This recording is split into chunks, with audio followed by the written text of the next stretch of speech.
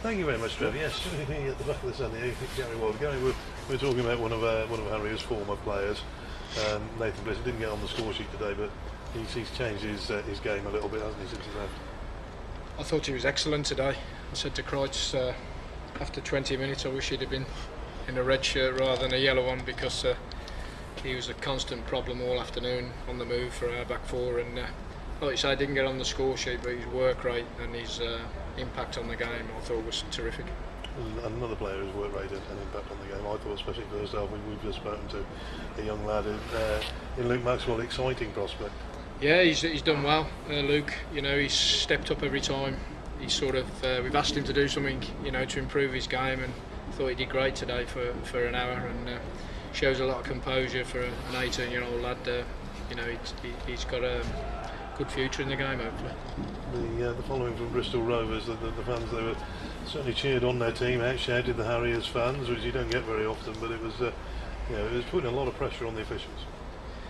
Yeah, they did. I mean, they had a fantastic following. That's obviously a big lift, and the noise they made, you know, and you tend to obviously get them 50-50 decisions, but you know, in all fairness to our lads, I thought they put a real good sort of shift in for an hour, 70 minutes or so. But once the first goal went in, you know, it's always going to be hard for us to get back in the game, and you know, it's a shame, because I thought 3-0 in the end was probably, you know, a little bit unfair on our guys. Yeah, I think I'd agree with you. I think it was just, so there were two late goals, wasn't it? You know, and the manner in which they were scored. Okay, he got caught out on a couple of set pieces, and then just a miscommunication and a bit of a fortunate bounce, wasn't it? Yeah, disappointing. Like you say, when we worked as hard as we did defensively and defended a lot of you know, the eyeballs into the box and stuff, and the physical presence that we knew they had, that we did give a couple of silly goals away, or unfortunate in terms they could have been avoided. But that's, you know, when you're on the back foot and you know, you're defending like that, occasionally you're going to lose a little bit of concentration, and your decision making is not the best, and against a team that's full out for the title, you're going to get punished, and I think that's what happened today. You could tell, couldn't you, the atmosphere once Bristol Rovers got the first goal. Yeah.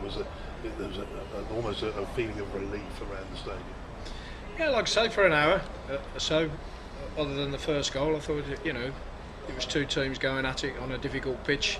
You know, a lot of energy, a lot of hard work from both sets of players, and then they get the noses in front, and then, you know, with that big following behind them, it was difficult for our lads. And you know, we got a young side out there today. You've mentioned Luke Maxwell, likes of Greeny, and you look at the back four.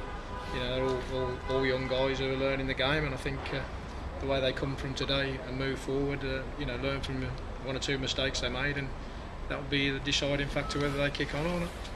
You go to Welling on Saturday. It's another game, for different reasons. Welling needing points to stay up.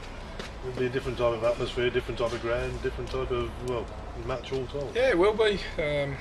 You know, Welling's a tough place to go, and you know, I suppose if you reflect back today, I do feel a little bit sorry for the lads. And again, you look back on when we went to Bristol Rovers, whenever it was, and had a great game there and drew 1-1. And I looked at our team today, and I think there was two players who started that day in the 11, and you know, that's a massive sort of loss of players, and difficult to deal with. And you know, you just wish this game, I think I said it Saturday, I'm sure if you'd have had them lads, the likes of Johnson, Bliss we've mentioned, Shea Dunkley, and one or two of the others who we've lost, would have been great to have something on this game today. And you know, I think that just tells you two lads played today from that game up at Bristol Rovers, and that's what makes it difficult. And you know, in all fairness to the lads today, I thought they give their all.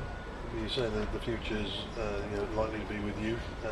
There's some, you know, exciting prospects about. We said about Maxwell. You said, you know, look at the youngsters like Brian Kelly, who no doubt are trying to get interest to take them for next season.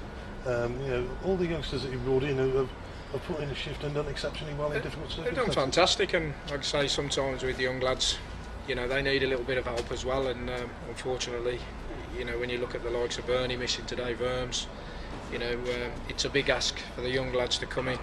You know, we had 4 on the pitch at Telford on Saturday, but you know, they've got a good work ethic, all them young lads, and they're talented players. So let's hope, you know, if we're going to move forward with them, let's hope we can help them out by, you know, having sufficient funds to try and bring in or keep a few of the experienced players as well. let's hope that is the case, Gary. We travelled to Welling on Saturday. Good luck. Thank you very much. Thanks.